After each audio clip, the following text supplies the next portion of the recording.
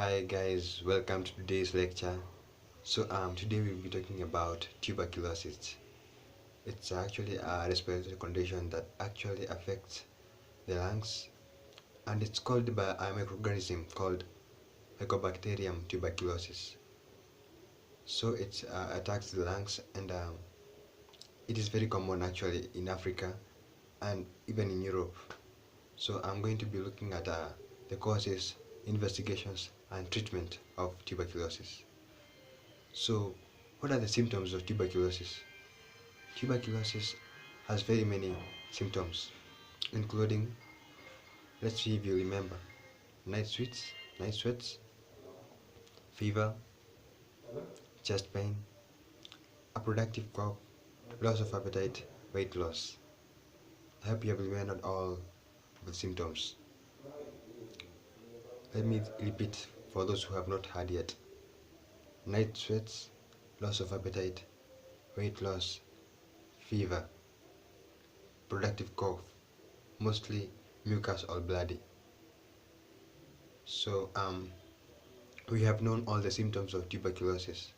I hope you can be able to differentiate between the symptoms of tuberculosis, the symptoms of bronchitis, the symptoms of pneumonia, and also the symptoms of common cold.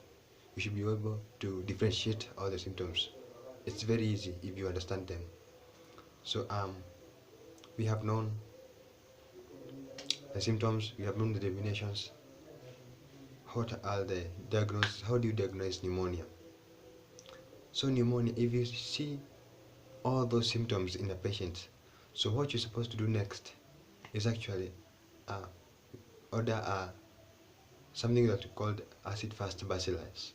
It's a test in the lab that actually you will see under a microscope. You will see some red rods in the microscope showing the presence of bacillus.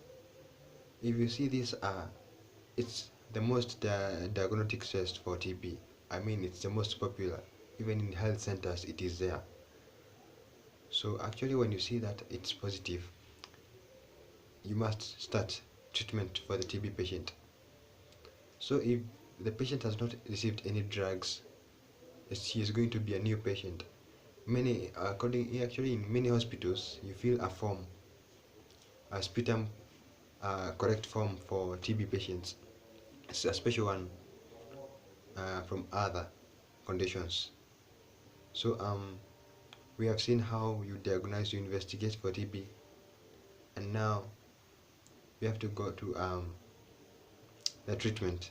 So our treatment actually for TB is one of the conditions with very long durations of treatment, because it's a 6-month course of certain drugs, anti-TB drugs, including isoniazid, pyrazinamide, ethambutol, and rifampicin. So these drugs, you take them for 6 months. So the drugs, the classification, there is an intensive phase and there is continuation phase. So the first phase is the intensive phase.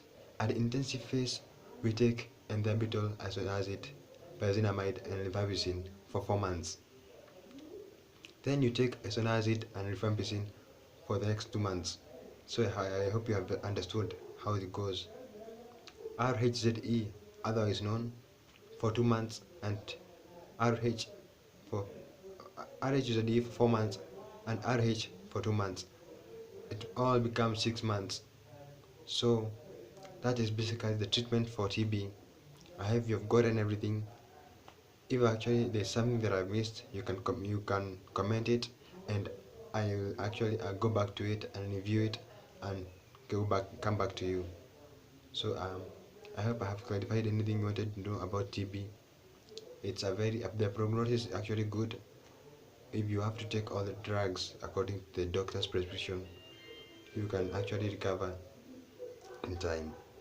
So see you next time. Peace.